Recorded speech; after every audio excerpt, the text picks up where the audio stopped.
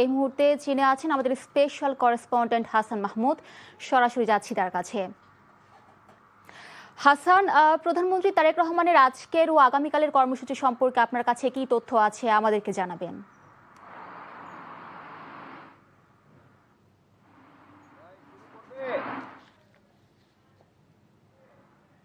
প্রধানমন্ত্রী তারেক রহমান রয়েছেন চীনের দালিয়ান প্রদেশে, অর্থাৎ বন্দর নগরী, চীনের বন্দর প্রদেশ, সেখানে রয়েছেন এবং আজকে দিনভর তিনি ব্যস্ত সময় কাটিয়েছেন। বলা যায় তার দিনের প্রথম যে কর্মসূচিটি ছিল সেটি ছিল যে ওয়ার্ল্ড ইকোনমিক ফোরামের যে চেয়ারম্যান এবং সিইও তাদের সাথে তিনি সাক্ষাৎ করেছেন এবং বিভিন্ন বিষয়ে, অর্থাৎ এই অঞ্চলের জ্বালানি নিরাপত্তা এবং আঞ্চলিক অর্থনৈতিক সহযোগিতা এবং পারস্পরিক যোগাযোগ এবং এই অঞ্চলে অর্থনীতিকে সামনের দিকে গতি নিয়ে আসার জন্য, বেগবান করার জন্য সে আলোচনাগুলো হয়েছে ওয়ার্ল্ড ইকোনমিক ফোরামের চেয়ারম্যানের সাথে। এবং প্রধানমন্ত্রী পরামর্শ দিয়েছেন, অর্থাৎ বাংলাদেশের প্রধানমন্ত্রী তারেক রহমান সেখানে পরামর্শ দিয়েছেন যে 2030 সালের মধ্যে 30% নবায়নযোগ্য জ্বালানি যাতে নিরাপত্তা নিশ্চিত করা যায়, সেই বিষয়টিতে যাতে সবাই এগিয়ে আসে, সেই বিষয়টি নিশ্চিত করার জন্য বাংলাদেশের প্রধানমন্ত্রী তারেক রহমান সেই বিষয়টি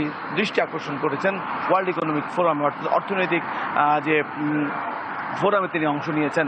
এরপর তিনি চীনের সাথে দ্বিপাক্ষিক একটি বৈঠকে অংশ নিয়েছেন এবং সেখানে দুই দেশের স্বার্থ সংশ্লিষ্ট বিষয়গুলো উঠে এসেছে। এবং প্রধানমন্ত্রীর এই চীন সফর আসলে খুব গুরুত্ব বহন করছে এই কারণে, এটি তার প্রথম যেমন একটি সফর শুরু করেছেন, তিনি বিদেশ যাত্রা শুরু করেছেন মালয়েশিয়া দিয়ে। কারণ এই অঞ্চলে, দক্ষিণ এশিয়ার এই অঞ্চলে আগেই বলেছি, জ্বালানি নিরাপত্তা, সন্ত্রাস দমন, তথ্য প্রযুক্তিগত উন্নয়ন এবং আঞ্চলিক এই অর্থনীতিকে স্বাবলম্বী করা, অর্থাৎ সুদৃঢ় করা, সেই বিষয়গুলো উঠে এসেছে সেই দ্বিপাক্ষিক বৈঠকেও।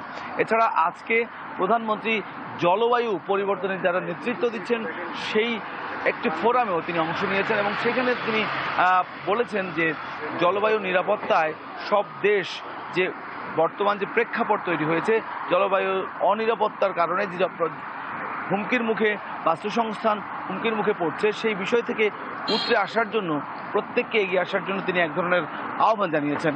আরও